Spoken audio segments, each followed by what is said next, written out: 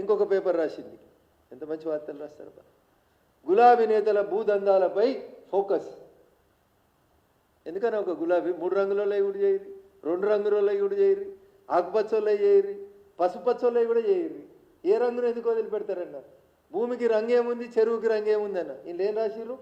మాజీ మంత్రి మాజీ ఎమ్మెల్యేపై కేసులు. మరి ఎందుకు అరెస్ట్ చేస్తలేరు? ఎందుకు చేస్తలేరన్న? ఇట్లా రాసుకుంటా కండువాలు మార్చమని బెదిరించుకుంటా హైదరాబాద్లో ఉన్న ఎమ్మెల్యేలను ఇచ్చేస్తారు. ఇది ఎన్ కన్వెన్షన్ వార్త. ఆ చెరువు పేరు ఇది. 4 ఎకరాలు కబ్జా అయిందని వచ్చింది. రింగ్ రోడ్ అవతల భూమి అమ్మితే ఎకరం అమ్మితే 100 కోట్లు వచ్చిన భాగ్యనగరం ఇది. ఈడకి ఇదెందుకు కొలగొట్టి 10 ఏళ్ళు ఎందుకు కాపాడిరు? ఎన్ని పైసలు తీసుకున్నారు ఈ కాపాడడం వెనకాల? ఇది చెప్పాలి. ఇది రఘునందన్ రావు చెప్పిన మాట కాదు.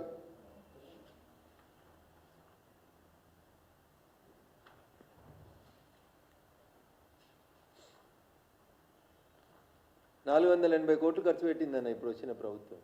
దేనికి? చెరువులలో మట్టి పెట్టకుండా సీసీటీవీలు పెడతారట అన్న. ఇల్లు సీసీటీవీల కోసం 481 కోట్లు అన్న. సీసీటీవీలు ఉన్నాయి, షీ టీములు ఉన్నాయి. ఏంది కమాండ్ కంట్రోల్ కట్టిర్రు. మొత్తం కమాండ్ కంట్రోల్లో హైదరాబాద్లో చీమ చిటుకుమంటే కనబడుతుంది. రేపులు అయితే కనబడతలేవు, మర్డర్ అయితే కనబడతలేదు, దొంగతనాలు అయితే కనబడతలేవు. ఇప్పుడు కొత్తగా చెరువులో మట్టి పోతే చూస్తే అందుకంటే సీసీటీవీలు పెడతారట సార్. దీని ఖర్చు 480 కోట్లు. ఇప్పటికే 481 కోట్లు ఖర్చు. 1200 సీసీటీవీ కెమెరాల కోసం టెండర్ వేసిర్రు.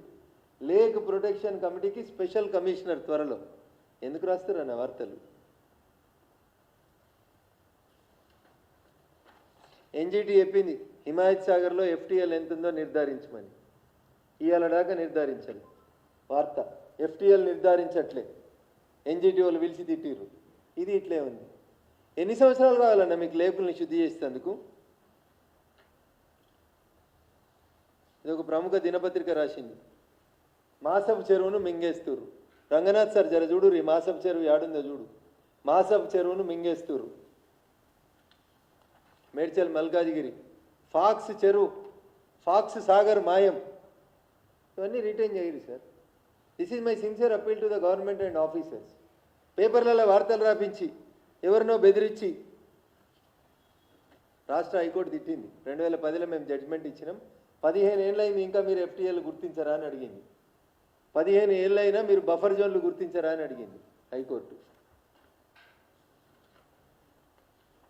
మా దగ్గర మెదక్ జిల్లాలో బొల్లారం అని ఒక ఇండస్ట్రియల్ ఏరియా ఉంటుంది. చెరువులో వెంచర్.